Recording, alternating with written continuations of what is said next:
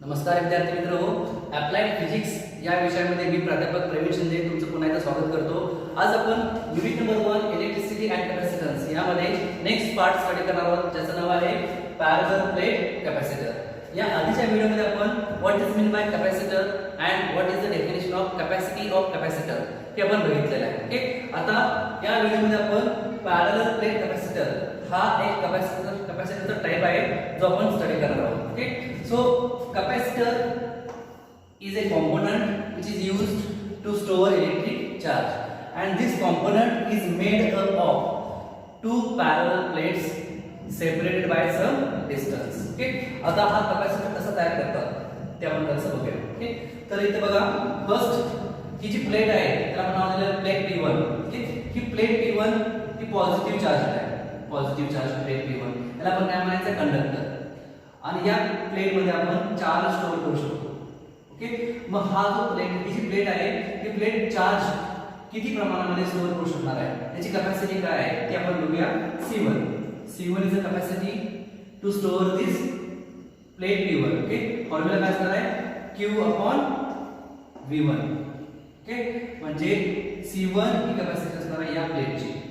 या प्लेट मध्ये आपण काय V1 पोटेन्शियल दिलो तर त्या प्लेट मध्ये Q इतका अमाउंट चार्ज काय होतो, स्टोअर होतो किंवा डिपॉझिट होतो. ओके, हे झालेलं आहे फर्स्ट, ही फर्स्ट डायग्राम. पण आपल्याला इथे काय करायचं आहे, नंबर ऑफ चार्जेस जास्त स्टोअर करायचे. चार्ज जर आपण जास्त स्टोअर करत असेल तर पोटेन्शियल काय करायला पाहिजे, आपल्याला कमी करावं लागेल. जितकं पोटेन्शियल कमी चार्ज काय होईल, स्टोअर. मग इथलं व्होल्टेज इथलं पोटेन्शियल आपल्याला कमी करायचं असेल तर आपण सेकंड फिगर मध्ये दाखवलेलं बघा. सेकंड फिगर मध्ये याच प्लेटच्या जवळ दुसरी एक प्लेट ठेवलेली आहे, प्लेट P2, आणि ज्याचा पोटेन्शियल कसं असणार आहे, निगेटिव्ह इनर साइडला आणि पॉझिटिव्ह आउटर साइडला. आता या प्लेट P2 ची ऍक्शन याच्यावरती काय असणार आहे बघा. तर या प्लेट P2 चे जे काही इनर साइडला जे निगेटिव्ह चार्जेस आहेत हे निगेटिव्ह चार्जेस काय करतात, इथलं पोटेन्शियल कमी करण्याचं काम करतात. तर ते गावाला मी काय म्हणतो, ओके, प्लेट P2 चे निगेटिव्ह चार्जेस काय करतात, प्लेट P1 चे पोटेन्शियल कमी करण्याचं काम करतात. आणि त्याच वेळेला प्लेट P2 चे positive charge particles, positive charge हे काय करतात, प्लेट P1 चे पोटेन्शियल इनक्रीज करण्याचं काम करतात. ओके, जे negative charges reduce the potential, positive charges increase the potential. मग आपल्याला काय करायचं आहे, आपल्याला पोटेन्शियल काय करायचं आहे, डिक्रीज करायचं आहे, रिड्यूस करायचं आहे. पोटेन्शियल कमी केला तर कॅपॅसिटी काय होणार आहे, वाढणार आहे. म्हणजे सुरुवातीला जेव्हा शोध आला कॅपॅसिटर तेव्हा काय होता, हा एक फर्स्ट प्लेट होती, फक्त एक कंडक्टर होता ज्यामध्ये आपण कमी चार्ज स्टोअर करू शकतो. मग आपल्याला जर समजा या कंडक्टरची कॅपॅसिटी वाढवायची असेल तर आपण पुढे काय केलेलं आहे, या कंडक्टरच्या जवळ आणखी एक कंडक्टर ज्याच्यात दोन पोटेन्शियल आहेत, एक निगेटिव्ह पोटेन्शियल आणि पॉझिटिव्ह पोटेन्शियल आपण जवळ ठेवलेलं आहे, P2 प्लेट. ओके, मग या प्लेटचे निगेटिव्ह चार्जेस काय करतात, इथं पोटेन्शियल कमी करण्याचं काम करतात जे आपल्याला पाहिजे आहे, आणि पॉझिटिव्ह चार्ज काय करतात, इथं पोटेन्शियल वाढवण्याचं काम करतात. पण हे निगेटिव्ह चार्जेस जे आहेत ना हे या प्लेटच्या जवळ आहेत आणि पॉझिटिव्ह चार्जेस या प्लेटच्या जरासं लांब आहेत. त्यामुळे जास्त अफेक्ट कोण करतं, निगेटिव्ह चार्ज. त्यामुळे टोटल ओव्हरऑल इथं पोटेन्शियल काय होणार आहे, कमी होणार आहे. तर ते किती असणार आहे मित्रांनो, तर फॉर्म्युला असणार आहे C2 = Q/V2.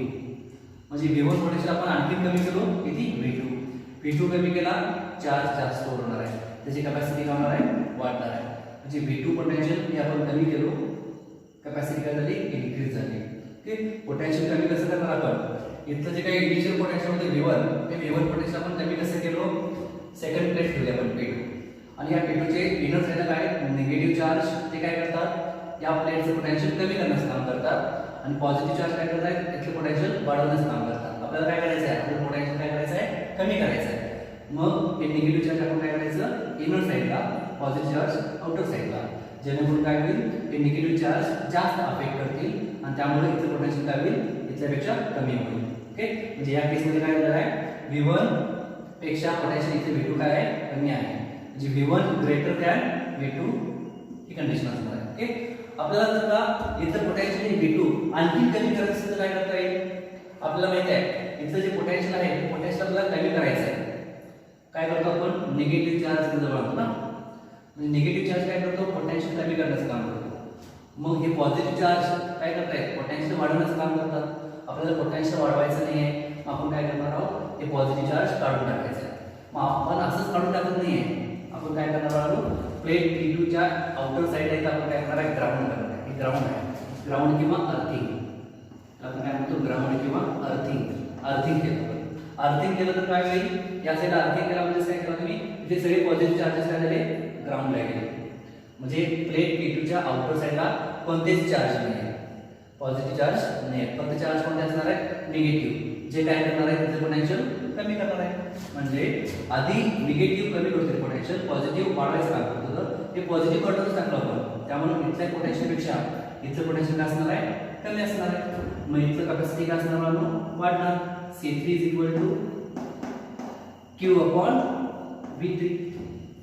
V2 पोटेन्शियल आपण आणखी कमी केलं. कसं केलं कमी म्हणून P2 प्लेटची आउटर साइड जे पॉझिटिव्ह चार्जेस आहेत त्याला आपण काय केलं, ग्राउंड केलं. ग्राउंड केल्यामुळे पॉझिटिव्ह चार्जेस निघून गेले, फक्त राहतात कोणते, निगेटिव्ह चार्जेस, जे काय करणार आहे इथं पोटेन्शियल आणखी कमी करणार आहे. म्हणजे V2 पेक्षा V3 काय असणार आहे, कमी असणार आहे. ओके, मग V3 जर काय याच्यापेक्षा कमी असेल तर C3 काय असणार आहे, याच्यापेक्षा जास्त. म्हणजे capacity of this capacitor is increases. Capacity आपण इन्क्रीज कशी केली तर आपण काय करतो म्हणून इथं पोटेन्शियल कमी करत जातो. जसं पोटेन्शियल कमी करत जाल तसं कॅपॅसिटी काय होणार आहे, वाढत जाणार आहे. आपण ही जी पोटेन्शियल आहे V3 आपण आणखी कमी करू शकतो. आणखी कमी कसं करायचं बघा, आता आपल्याला माहिती आहे बेसिक काय, निगेटिव्ह चार्जेस काय करतात, पोटेन्शियल कमी करण्याचं काम करतात. मग आपण काय करणार आहोत, या प्लेट P1 जवळ ही प्लेट P2 जवळ आणायची. खूप जवळ आणला तर काय होईल, हे निगेटिव्ह चार्जेस पण काय होतील, या प्लेटच्या जवळ येतील, त्यामुळे जास्त अफेक्ट होणार आहे आणि त्यामुळे आणखी जास्त पोटेन्शियल काय होणार आहे, कमी होणार आहे. मग फायनली तुम्हाला काय मिळेल, C4 is equal to Q upon V4. V3 इथलं पोटेन्शियल होतं की प्लेट मी काय केलं, आणखी जवळ आणली. जितकं जास्त जवळ आणणार तितका निगेटिव्ह चार्ज कमी या प्लेटच्या जवळ येईल. मग निगेटिव्ह चार्ज काय करणार आहे, इथलं पोटेन्शियल जे V3 आहे ते आणखी कमी करणार आहे, किती, V4. म्हणजे V3 पेक्षा काय असणार आहे पोटेन्शियल, V4 कमी असणार आहे. पण काळजी काय घ्यायची बाळांनो, दोन प्लेट्स एकमेकांच्या जवळ आणताना एकमेकाला टच होऊ नये याची काळजी घ्यायची आहे. कारण हे जर दोन प्लेट्स टच झाले तर ते शॉर्ट होऊ शकतो, इथे कॅपॅसिटर तयार होणार नाही आहे. मग हे दोन प्लेट्स एकमेकांना खूपच जवळ पाहिजे पण एकमेकाला टच होता कामा नये, यासाठी आपण काय करायचं, इथं आपण एक इन्सुलेटिंग मटेरियल ऍड केलं.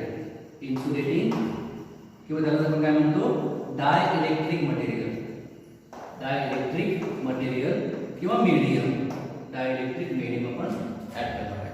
डायइलेक्ट्रिक मीडियम का ऍड करायचं समजलं का, P1 प्लेट आणि P2 प्लेट आपण खूपच जवळ आणणार आहोत आणि जवळ आणत असताना एकमेकांच्या ते कॉन्टॅक्ट मध्ये येऊ नये. कारण इथे पॉझिटिव्ह चार्ज आहे, असणार निगेटिव्ह चार्ज, पॉझिटिव्ह निगेटिव्ह काय होणार आहे, अट्रॅक्ट होणार आहे. त्यामुळं ते एकमेकांच्या कॉन्टॅक्ट मध्ये येऊ नये म्हणून आपण काय करणार आहे, एक डायइलेक्ट्रिक मीडियम ऍड करणार आहोत. जसं की पेपर, एक पेपर आपण इन्सर्ट केला तर पेपरच्या दोन्ही साईडला प्लेट P1 P2 आहे, ते एकमेकांच्या खूप जवळ आहेत पण एकमेकांच्या कॉन्टॅक्ट मध्ये नाही. आणि फायनली या फिगर A B C पासून आपल्याला फिगर D जी मिळालेली आहे, या फिगर मध्ये जी काही कॅपॅसिटरची डायग्राम आहे याची कॅपॅसिटी काय असणार आहे, सगळ्यात जास्त असणार आहे. हा कॅपॅसिटर बाकी कॅपॅसिटरपेक्षा जास्त चार्ज काय करणार आहे, स्टोअर करणार आहे. कारण याची कॅपॅसिटी काय असणार आहे, जास्त असणार आहे. याची कॅपॅसिटी जास्त म्हणजे काय, तर पोटेन्शियल काय असणार आहे, कमी. म्हणजे V1 पेक्षा V2 कमी, V2 पेक्षा V3 कमी आणि V3 पेक्षा V4 कमी. जितकं पोटेन्शियल कमी कॅपॅसिटी काय असणार आहे, जास्त. आणि अशा प्रकारे आपण हा पॅरलल प्लेट कॅपॅसिटर तयार करू शकतो. ओके, म्हणजे पॅरलल प्लेट कॅपॅसिटरची ही डायग्राम आहे. ओके, आणि पुढे आपण अशी पण डायग्राम बनवणार आहोत, हीच सेम डायग्राम, म्हणजे आपण असं ड्रॉ करणार आहे. काय, ही एक प्लेट आहे ज्याला आपण काय म्हणणार आहोत, P1 प्लेट, जी काय असणार आहे आपण टोटली पॉझिटिव्ह चार्ज. आणि दुसरी प्लेट कुठे असणार आहे, ही प्लेट P2. ओके, ही P2 प्लेट जी काय असणार आहे, निगेटिव्ह चार्ज असणार आहे. आणि P2 ला आपण काय करतोय, ग्राउंड करणार आहोत. ग्राउंड इकडे ग्राउंड त्याबद्दल चालेल, ग्राउंड P2 प्लेट आपण ग्राउंड दिला आहे. आणि दोन्ही प्लेट्स एकमेकांच्या जवळ ठेवायचं आहे पण कॉन्टॅक्ट होणे म्हणून insulating material. This is the construction of parallel plate capacitor. समजते. मग अशी असे कन्स्ट्रक्शन आहे पॅरलल प्लेट कॅपॅसिटरचं. त्यामुळे कोणी तुम्हाला म्हटलं की डायग्राम ड्रॉ करा कॅपॅसिटरची, तर कॅपॅसिटरची डायग्राम कशी ड्रॉ करणार आहे, एक प्लेट P1 त्याला parallel plate P2, P1 plate वरती पॉझिटिव्ह चार्ज आणि प्लेट P2 वरती निगेटिव्ह चार्ज, दोन्ही प्लेट्समध्ये डिस्टन्स खूपच कमी, एकमेकाला कॉन्टॅक्ट होऊ नये म्हणून मध्ये काय असणार आहे direct medium. This is the construction of parallel plate capacitor. आता या पॅरलल प्लेट कॅपॅसिटरची कॅपॅसिटी जी आहे त्या कॅपॅसिटरचा बेसिक फॉर्म्युला काय आहे त्या पर्यंत बघायचं आहे. Okay, so next point is formula for capacity of capacitor in parallel plate. Derivation of capacity of parallel plate capacitor. Okay, parallel plate कॅपॅसिटरचं कॅपॅसिटी किती आहे त्याचा एक्सप्रेशन त्याचा फॉर्म्युला काय आहे त्या आपण डिराइव्ह करायचा आहे. सो इथे बघा एक प्लेट आहे त्याला आपण काय म्हणूया A डॅश, ज्याच्यावरती काय असणार आहे पॉझिटिव्ह चार्ज. दुसरी प्लेट आहे B डॅश, ज्याच्यावरती काय असणार आहे निगेटिव्ह चार्ज, आणि याच्या आउटर साइड आपण काय केलेलं आहे ग्राउंड केलेलं आहे. ओके, आणि दोन्ही प्लेट्स ह्या एकमेकांना कसे पॅरलल आहेत आणि दोन्ही प्लेटचा एरिया काय असणार आहे, एरिया काय असणार आहे सेम असणार आहे. या प्लेटचा जो एरिया आहे तितकाच एरिया काय असणार आहे या प्लेटचा पण असणार आहे, आणि दोन्ही प्लेट्स एकमेकांच्या खूप जवळ ठेवलेले आहेत, एकमेकांपासून कॉन्टॅक्ट होऊ नये म्हणून आपण काय केलेलं आहे, इथं आपण डायइलेक्ट्रिक मटेरियल ऍड केलेलं आहे. डायइलेक्ट्रिक मटेरियल ऍड केलेलं आहे. ओके, सो हे कन्स्ट्रक्शन आहे पॅरलल प्लेट कॅपॅसिटरचं. आता यामध्ये ए काय दिलेलं असणार बघा, A is the area of each metal plate. A काय आहे, A is the area of each metal plates A dash आणि बी डॅश. दोन्ही मेटल प्लेट्सचा एरिया काय असणार आहे ए असणार आहे. Okay, same area. Plus Q is the charge, it is a positive charge. Positive plus Q काय आहे positive charge on metal plate. Which metal plate A dash. A dash plate वरती charge कोणता आहे plus Q म्हणजे positive charge. Metal plate बी dash वरती charge कोणता आहे negative म्हणजे काय minus Q. Negative charge on metal plate what B dash. Okay, D is the distance between two metal plates A dash and B dash. D काय आहे distance between metal plates A dash and B dash. हे construction आहे. आता यामध्ये आपल्याला derivation करायचं आहे parallel plate कॅपॅसिटरचं कॅपॅसिटीचे. ओके, फॉर्म्युला काय बघा, त्यासाठी पहिल्यांदा आपण काय माहिती पाहिजे, then electric flux density. Okay, electric flux डेन्सिटीचा फॉर्म्युला आपण डायरेक्ट आलेला आहे, लक्षात ठेवा. काय आहे इलेक्ट्रिक फील्ड डेन्सिटी म्हणजे D is equal to what Q upon A, where Q is the charge and A is the area. Okay, electric flux डेन्सिटीचा फॉर्म्युला काय असणार आहे Q अपॉन A. या फॉर्म्युलाने काय म्हणतोय equation number 1. Now again electric intensity जी आहे ना ते मला काय असते ही इलेक्ट्रिक फ्लक्स डेन्सिटीला डायरेक्टली प्रोपोर्शनल असते. म्हणजे इथे काय म्हणतात बघा, electric field intensity is directly proportional to electric flux density. Electric flux density वाढली चार्ज वाढणार आहे, चार्ज वाढला इलेक्ट्रिक फील्ड इंटेन्सिटी पण काय होणार आहे वाढणार आहे. म्हणजे intensity is directly proportional to what density plus density. आता हे डायरेक्टली प्रोपोर्शनल आहे ते आपल्याला काढून टाकायचं आहे. हे प्रोपोर्शनल साइन काढून इक्वल साइन एक कॉन्स्टंट आहे होणार. हा काय झाला constant into D as it is E as it is. हा जो कॉन्स्टंट आहे काय असणार आहे 1 upon epsilon not K. Okay, हे एप्सिलॉन नॉट काय असणार आहे कॉन्स्टंट, त्याला आपण काय म्हणणार आहोत permittivity of medium. Okay, permittivity of free space म्हणूया आपण. ओके, फ्री स्पेस हे दोन मेथड्स कुठे आहेत व्हॅक्यूम मध्ये किंवा फ्री स्पेस मध्ये, त्याला आपण काय म्हणायचं परमिटिव्हिटी. आणि हा K काय आहे K is the constant which is non as dielectric constant. दोन मेटल प्लेट्स मध्ये कोणता डायइलेक्ट्रिक मटेरियल तुम्ही ऍड केलाय ओके त्या मटेरियलचा हा K काय असणार आहे कॉन्स्टंट असणार आहे. मटेरियल बदलला K बदलणार, पण कॉन्स्टंट मटेरियल असेल समजा एखादा पेपर असेल तर पेपरचा डायइलेक्ट्रिक कॉन्स्टंट काय असतो कॉन्स्टंट असतो. Okay, K is constant called as dielectric constant, called equation number 2. आता इक्वेशन नंबर 1 मध्ये D ची जी व्हॅल्यू आहे ही D ची व्हॅल्यू Q upon A इथे पुट करायची. मग इक्वेशन परत लिहायचं आहे E is equal to काय आहे बघा E is equal to Q upon epsilon naught K A. काय केलं आहे E is equal to D ची व्हॅल्यू काय Q upon A ना, तर फक्त Q upon A ऍड केलेला आहे D च्या ठिकाणी. काय लिहिलं आहे क्यू अपॉन एप्सिलॉन नॉट के हा फॉर्म्युला लिहिला आहे question number 3. Again now potential difference across the metal plates A dash and B dash is या दोन मेटल प्लेटच्या अक्रॉस आपल्याला काय करायचं आहे पोटेन्शियल अप्लाय करायचं आहे लो पोटेन्शियल. ओके तर जसं होणार आहे चार्जेस स्टोअर होणार आहे मग ते पोटेन्शियल काय असणार आहे that potential is nothing but electric field intensity into distance between two metal plates. म्हणजे पोटेन्शियलचा फॉर्म्युला काय असणार आहे आपण डायरेक्ट फॉर्म्युला बघा तुम्हाला सांगितलं असता V is equal to E into D.